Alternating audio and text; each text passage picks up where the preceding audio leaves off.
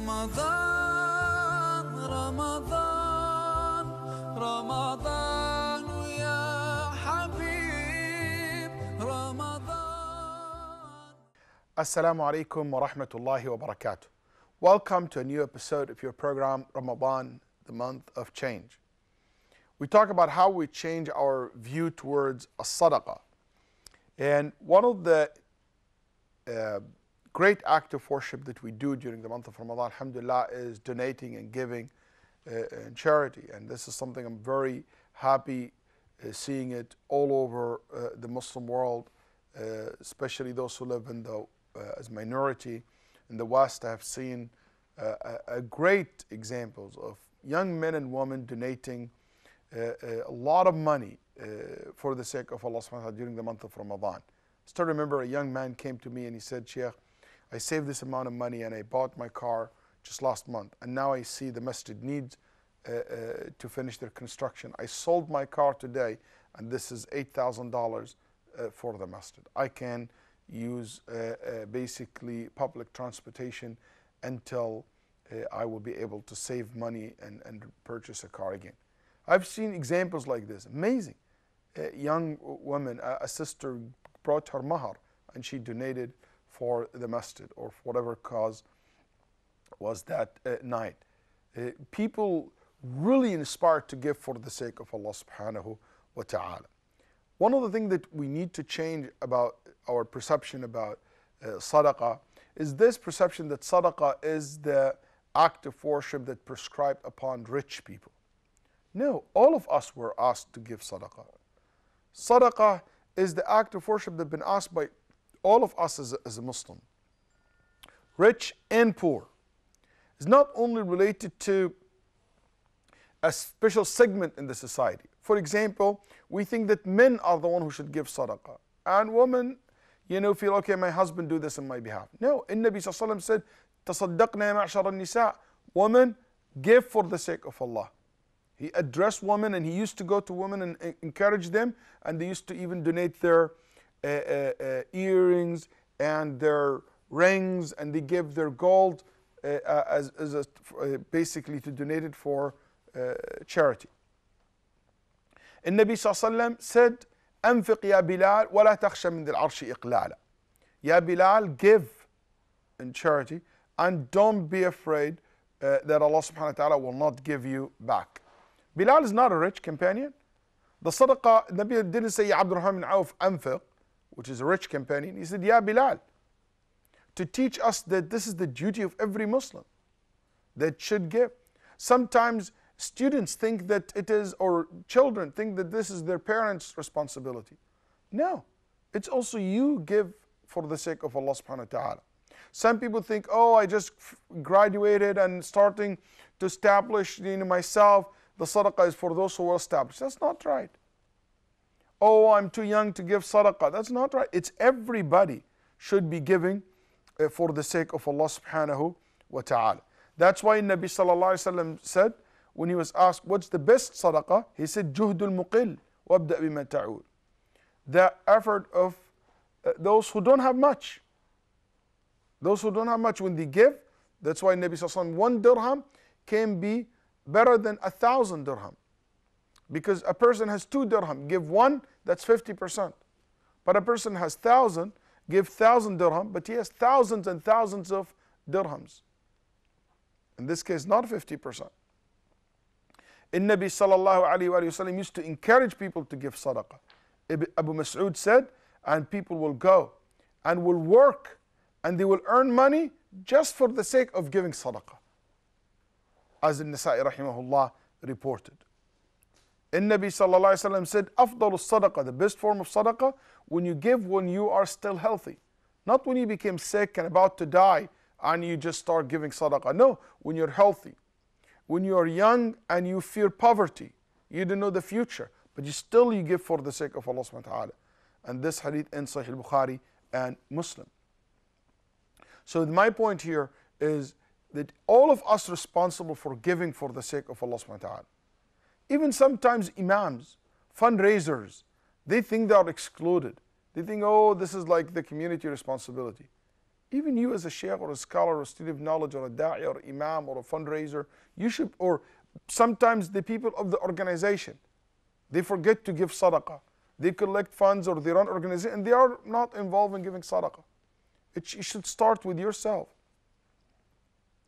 And this is something very important to keep in mind when we talk about sadaqah.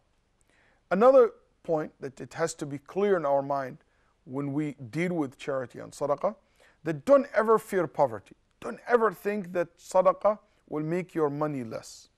Allah subhanahu wa ta'ala said in Surah Saba, أعوذ بالله من الشيطان الرجيم قل إن ربي يبسط الرزق لمن يشاء من عباده ويقدر له وما أنفقتم من شيء فهو يخلفه وهو خير الرازقين. Whatever you spend, Allah will give you a replacement. Also Allah said in Surah Al-Baqarah, الشيطان يعدكم الفقر ويأمركم بالفحشاء والله يعدكم مغفرة منه وفضلا والله واسع عليم.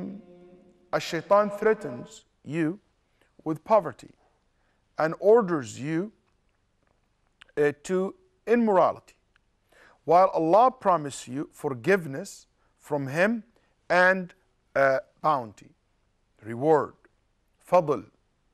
And Allah is the all-encompassing and knowing.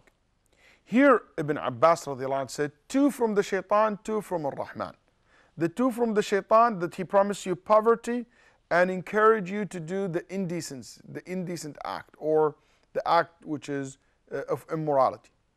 And Allah promised you two things, that He promised you forgiveness, and Allah subhanahu wa ta'ala promised you bounty, promised you reward. So these are basically the two choices that you have.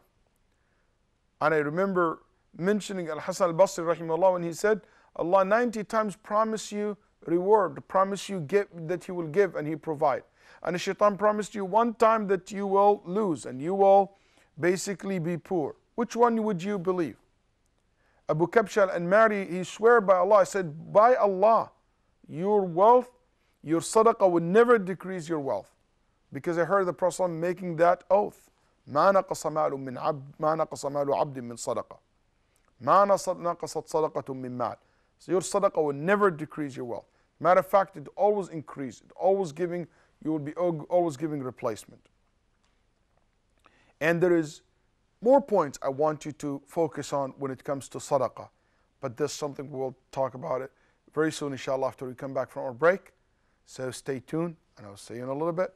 رمضان رمضان رمضان يا حبيب رمضان رمضان رمضان رمضان يا حبيب رمضان.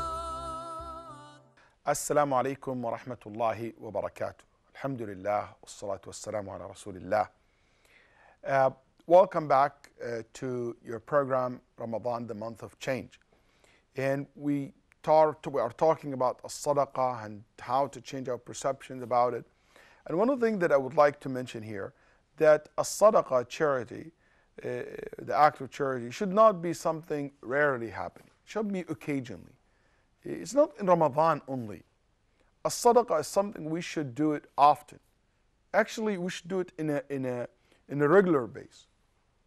Allah subhanahu wa ta'ala said in Surah Al-Baqarah, أعوذ بالله من الشيطان الرجيم الذين ينفقون أموالهم بالليل والنهار سرا وعلانية فلهم أجرهم عند ربهم ولا خوف عليهم ولا هم يحزنون. Those who spend their wealth in Allah's way by night and by day. So they give sadaqah during the daytime and during the nighttime. It's something constantly happen. And Nabi sallallahu alayhi wasallam said, "Ma min yawmin yusbih," every single day in the morning, two angels will say, "Oh Allah, give those who give in charity replacement, and destroy the wealth of those who hold back their wealth." That's why Yazid, one of the narrators, said, "Kana Abu Marthad would never miss a day unless he will give charity. And if he couldn't find any money, he will give part of his food. If he's a cookie, he will give a piece from it to people, or an onion, or anything. He will just give something for the sake of Allah that day. So no day would pass by without giving anything." Allah subhanahu wa ta'ala described the believers in Surah Al-Imran by saying, أعوذ بالله من الشيطان الرجيم وسارعوا إلى مغفرة من ربكم وجنة عرضها السماوات والأرض أعدت للمتقين الذين ينفقون في السراء والضراء والكاظمين الغيظ والعافين عن الناس والله يحب المحسنين. Sari', rush, run towards forgiveness from your Lord, towards paradise as wide as the heavens and the earth, prepared for muttaqeen. What's their qualities? The first thing Allah mentioned, those who spend their wealth in a time of ease and a time of hardship, a time of safety and security and a time of fear.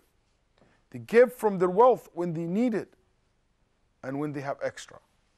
في السراء والضراء. That's something we should keep in mind. When we talk about a sadaqah, it is not an occasionally thing, it's happened every single day. Don't ever say it's too much. I give too many times. There's too many fundraising. There's too many organizations. If you can, just don't stop. Give a little bit here and a little bit there. Every time there is an opportunity, who knows which one will be accepted, which one will be save you from the hellfire.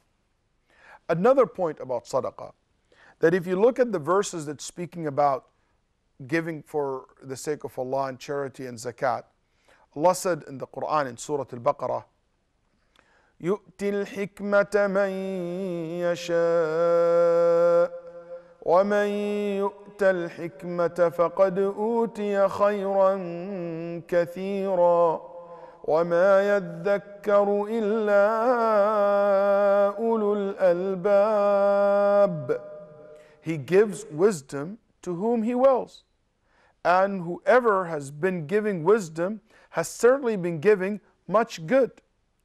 And none will remember except those of understanding. So Al-Ulama rahimahullah said that this verse talk about being wise while talking about sadaqah, because wise people understand the value of sadaqah. Wise people know that the money that you spend is better than the money that for the sake of Allah, better than the money that you kept for yourself. Wise people think which basically field of sadaqah is more important than other. That the sadaqah that will continue after your death, the sadaqah that will be multiplied. So you need wisdom, because there are so many opportunities, so many people asking for sadaqah. Which way is the best way? It needs a little bit of thinking and wisdom. And Allah subhanahu wa ta'ala, if He guides you to invest in the right way, it's a great blessing from Allah subhanahu wa ta'ala. One of the format that we have something called sadaqah jariyah, which is basically sadaqah that will continue, the reward of it generate after your death. After the death of the person, after you die, the Prophet said, your deed will be stopped except from three things. One of them, sadaqah jariyah, a sadaqah that will continue generate reward for you, or knowledge that you leave, people will benefit from it, or a child, the righteous child make dua for you. Like what? Like for example, if you dig a well and this water keep providing, this will provide water for people. More people and animal drink from it, more ajr you take. And this water will be taken to plant, to people to cook, to drink. This is another, even as if you provided food, as if you provided basically water to people. Providing water and wells will provide life.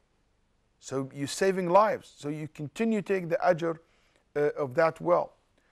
Feeding people and basically إطعام الطعام. Nabi sallallahu alaihi wasallam was asked, what's the best form of Islam? He said, to feed the hunger and to spread salam to those who you know and you don't. One of the sadaqah jariyah is to build masjids. Whoever built masjid, Allah built for him a house in paradise. And doesn't need to build the whole entire masjid. Even if you build a little bit of the masjid, even if the money that you donate will be just a small share in it, and you still get that ajr. And can you imagine, whatever happened in the masjid, you take the reward for it. That's wisdom. Every Quran recited, every dhikr made, every ibadah made, every act of worship, every tawbah made in that place, every knowledge that was taught in that place, you take the ajr of it. Not only the salah, but the other thing as well. Also, sponsoring student of knowledge and scholars and sponsoring du'at. You share with them the ajr. Sponsoring books and printing mushafs. Sponsoring apps or supporting universities or things online that will generate knowledge. And let me end with this. That make sure that you spend and you give before the time comes where you cannot. Before you leave this life. Allah subhanahu wa ta'ala said in Surah Al-Munafiqun, وَأَنفِقُوا مِمَّا رَزَقْنَاكُم مِّن قَبْلِ أَن يَأْتِيَ أَحَدَكُمُ الْمَوْتُ فيقول رب لولا أخرتني إلى أجل قريب فأصدق وأكن من الصالحين ولن يؤخر الله نفسا إذا جاء أجلها والله خبير بما تعملون. Spend in the way of Allah from what He has provided you. Before death approaches one of you. And the person would say at that moment, my Lord, if only you would delay me for a brief time, so I would give charity. That's the thing that you will wish to do upon death. I'm asking you today, since you're still alive, give before that moment comes. Give when you have an opportunity. May Allah subhanahu wa ta'ala accept from all of us. That will bring an end of our episode. Wassalamu alaikum wa rahmatullahi wa barakatuh. Looking forward to see you in a future episode, inshallah, of our program, Ramadan, the month of change. Ramadan, Ramadan, Ramadan.